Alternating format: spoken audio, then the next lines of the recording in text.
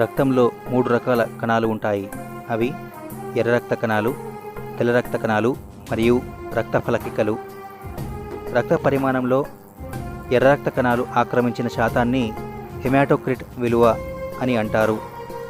ఎర్ర రక్త కణాలు లోపించిన జీవి వానపాము.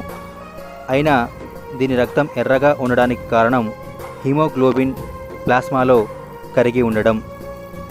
అతిపెద్ద ఎర్ర రక్త కణం ఏనుగులలో ఉంటుంది. అతి చిన్న ఎర్ర రక్త కణం కస్తూరి జింకలో ఉంటుంది. ఎర్ర రక్త కణాలను మొదటగా గుర్తించిన శాస్త్రవేత్త లెవెన్హుక్.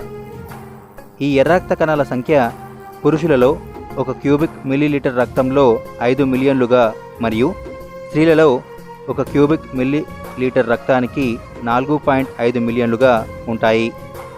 ఇవి ద్విపుటాకారంలో ఉంటాయి.